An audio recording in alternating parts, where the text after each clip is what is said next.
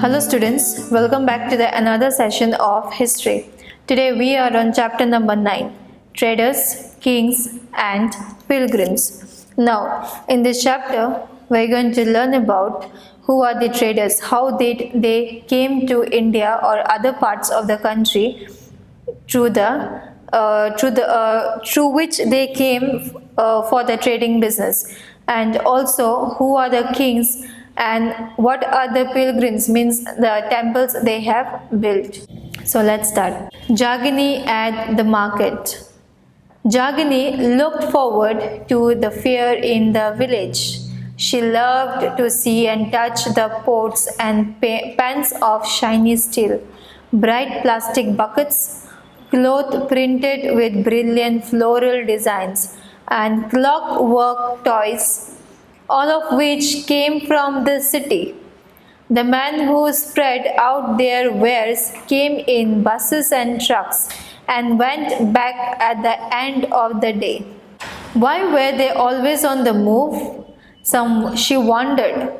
Her mother explained that they were traders, people who brought things where they were made and sold them elsewhere. So, if we go back to chapter number 1, chapter number 2, we have seen that how the people, they settled from one place to another in order to, for the trading business. Wherever they find that from that place they can do the business, they settled there, and then they went from the mountain ways, from the roadways for the trading businesses. Now the traders, they don't sit or in one places, they keep on moving from one place to another. Now how to find out about trade and traders? You read about the northern black polished ware in chapter 8. This fine pottery, especially bowls and plates, were found from several archaeological sites throughout the subcontinent. How do you think it reached these places? Traders may have carried them from the place where they were made to sell them at other places. So the things which are made, like like example, Kerala is famous for spices. So what they will do? The people, they will trade the spices in different parts of the country, and people also, they will have the import and export businesses. So in this way the things comes or goes to one place to another. Now South India was famous for gold, spices, especially pepper and precious stones. Pepper was particularly valued in the Roman Empire, so much so that it was known as black gold. So traders carried many of these goods to Rome in ships across the sea and by land in caravans.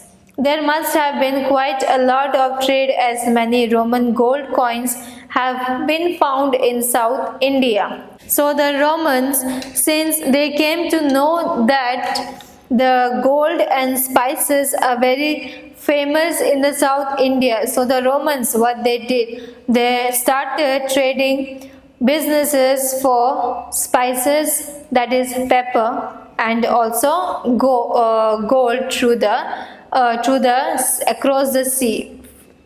From the sea route they started the trading business. Now traders explored several sea routes. Some of these followed the coast. There were other across the Arabian Sea and the Bay of Bengal, where sailors took advantage of the monsoon winds to cross the seas more quickly. So because of the monsoon winds, when the waves are high, so the traders, they don't have to move their ships. Through the waves they can travel more faster. So that's why they took the advantage of the monsoon winds, and then they they started crossing the routes of through the sea, that is Arabian Sea and the Bay of Bengal. After finding the traders, when they discovered that several sea routes through which they can cross and have the trading business more easier, so they took the advantage of the monsoon winds to make their journey quick, easy and comfortable.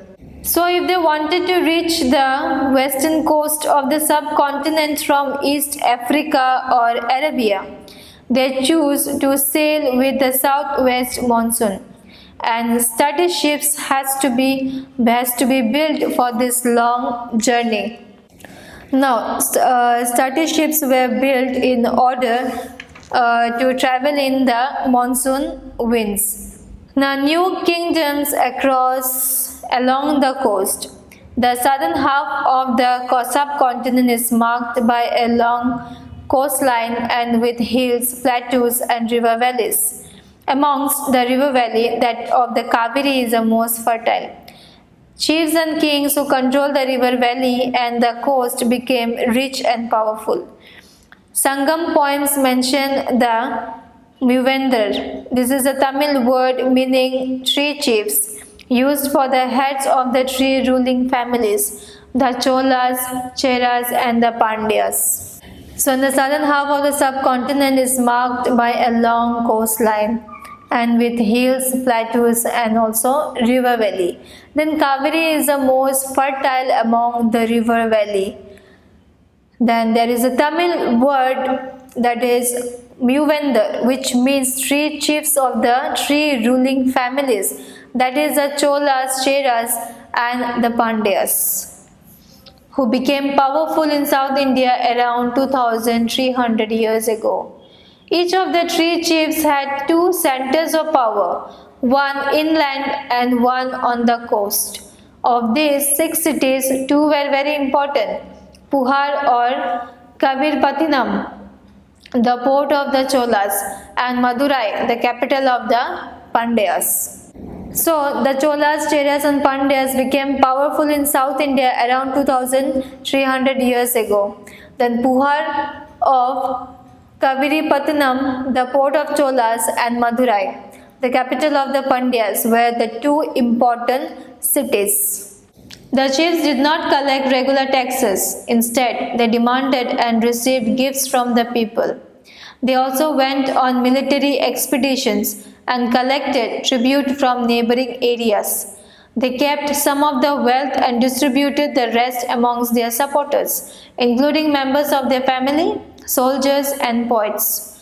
Many poets, whose compositions are found in the Sangam collection, composed poems in praise of chiefs, who often rewarded them with precious stones, gold, horses, elephants, chariots, and fine cloth. So, the chiefs of the 3 ruling families demanded and received gifts from the people. They did not collect any regular taxes. They received or they demanded gifts from the people. And they also collected tribute from neighboring areas. They kept some of the wealth and distributed the rest among the supporters. Who are the supporters? They are the families, the soldiers and the poets. Around 200 years later, a dynasty known as the Satavahanas became powerful in western India. Now dynasty, what is dynasty? Means the rulers whose empire keeps on growing is known as the dynasty. The most important ruler of the Satavahanas was Gautami Putra Shri Satakarni. We know about him from an inscription composed on behalf of his mother, Gautami Balasri. He and other Satavahana rulers were known as lords of the Dakshinapatha, literally the route leading to the south, which was also used as a name for the entire southern region, Dakshin. He sent his army to the eastern, western and southern coast. So some 2000 years later, the Satavahanas gained power in western India. Gautamiputra Shri Shatakarni was the most important ruler of the Satavahanas. The story of the silk route, the rich, glossy colors of silk, as well as its smooth texture, make it highly valued fabric in most societies. Making silk is a complicated process. Raw silk has to be extracted from the cocoons of silkworms, spun into thread and then woven into cloth.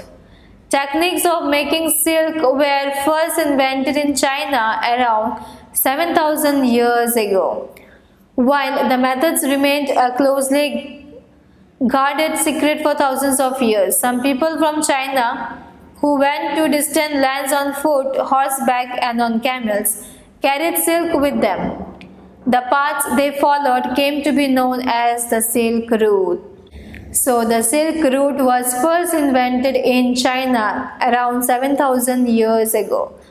But the Chinese, they did not reveal the process to the people of the neighboring countries, and the paths they followed in order to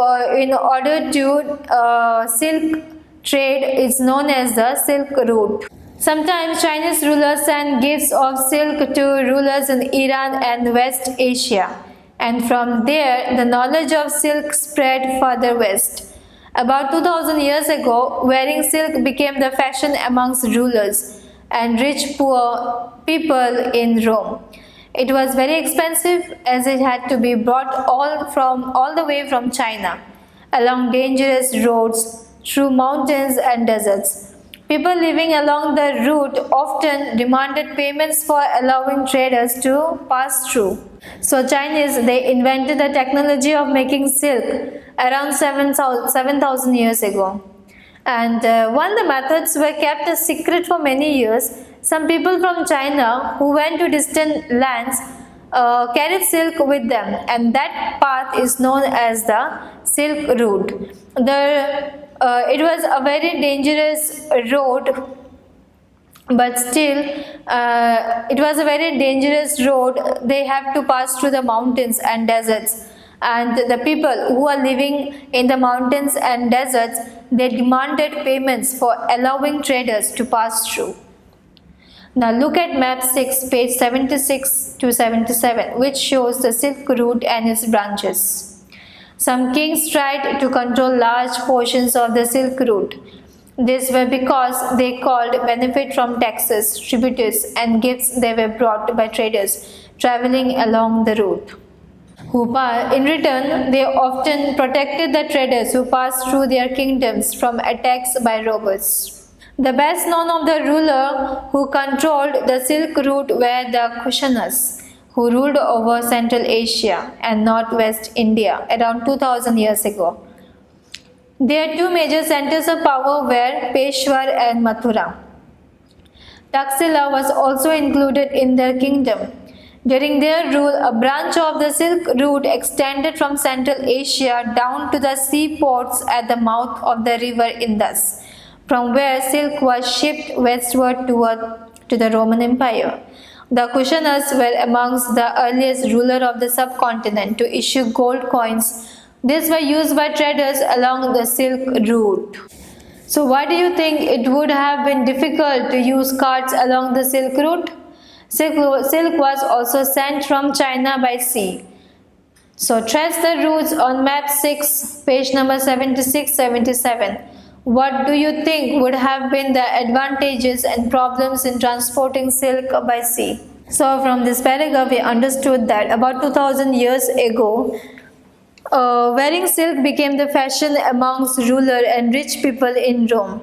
Then some kings also tried to control large portions of the route to avail benefits from taxes, tributes and gifts that were brought by traders traveling along the routes. The knowledge of silk spread far and wide. Rulers and rich people in Rome began to wear silk. Next, we have the spread of Buddhism. The most famous Kushana ruler was Kanishka, who ruled about 1900 years ago. He organized a Buddhist council where scholars met and discussed important matters. Ashwagosha, a poet who composed a biography of the Buddha Charitra, lived in his court. Ashwagosha and other Buddhist scholars now began writing in Sanskrit. A new form of Buddhism, known as Mahayana Buddhism, now developed. This had two distinct features. Earlier, the Buddha's presence was shown in sculpture by using certain signs. This is a Buddha sculpture. For instance, his attainment of enlightenment was shown by sculptures of the peepal tree. Now statues of the Buddha were made. Many of these were made in Mathura, while others were made in Taxila.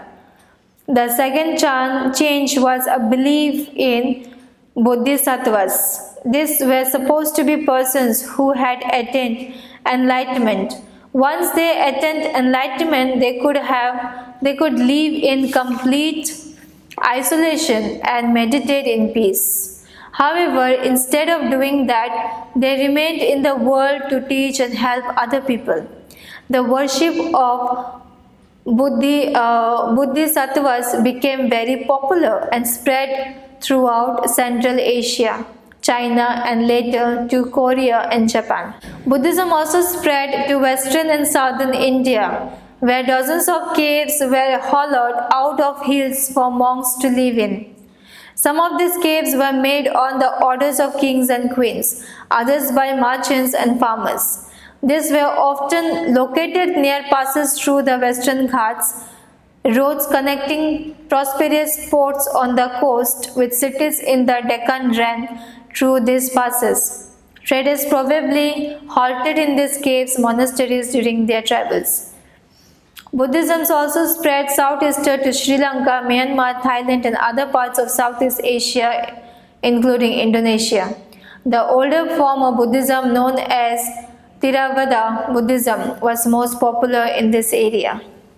Now, the quest of the pilgrims. As traders journeyed to distant lands in caravans and ships, pilgrims often traveled with them.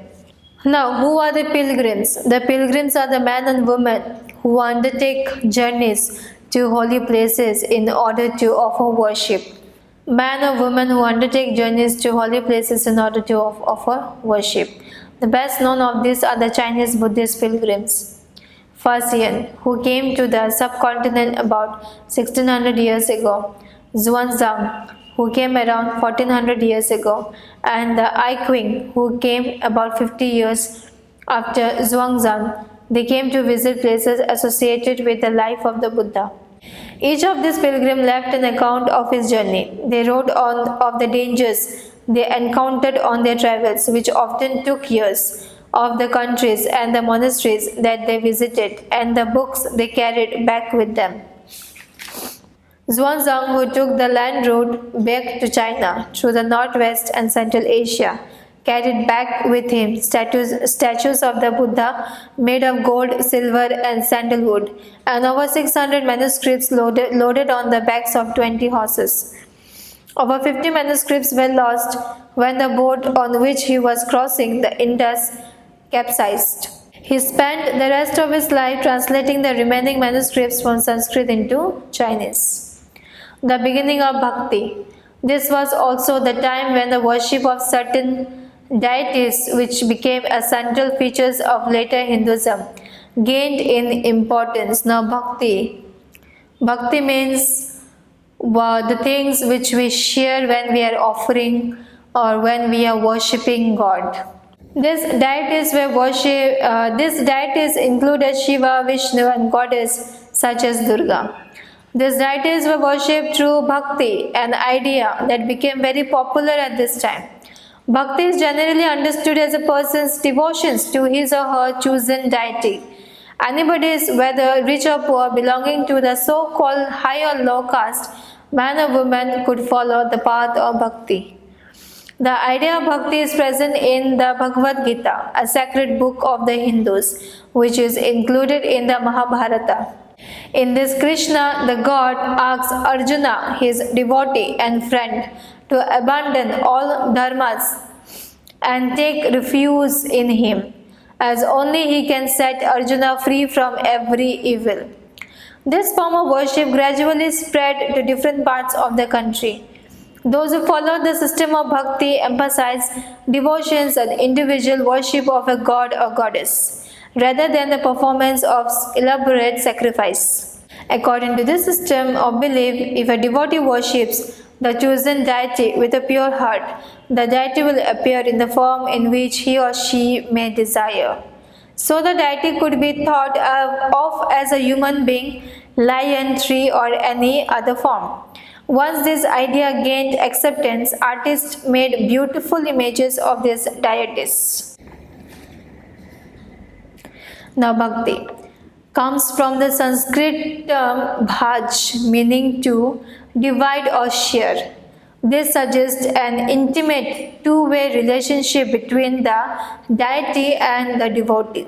Bhakti is directed towards Bhagavat, which is often translated as God, but also means one who possesses and shares bhaga, literally good fortune or bliss. The devotee, known as the bhakta or the bhagavata, shares his or her chosen deity bhaga.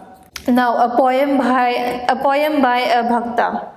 Most bhakti literature tells us that riches, learning, and high status do not automatically ensure a close relationship with the deity. This is a part of a poem composed in Tamil by Appar, a devotee of Shiva, who lived about 1400 years ago. Appar was Velala, the leper whom we have read in chapter number 8.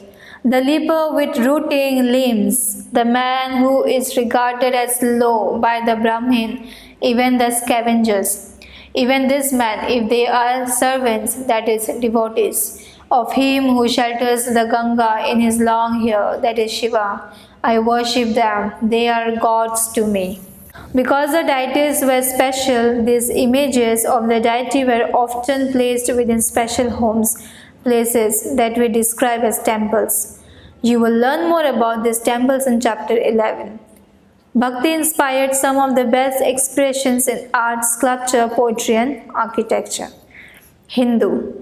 The word Hindu, like the term India, is derived from the river Indus. It was used by Arabs and Iranians to refer to people who lived in the east of the river and to their cultural practices, including religious belief. So, this is the end of the chapter. Next time, we will meet with a new chapter. Till then, students, take care and thank you so much.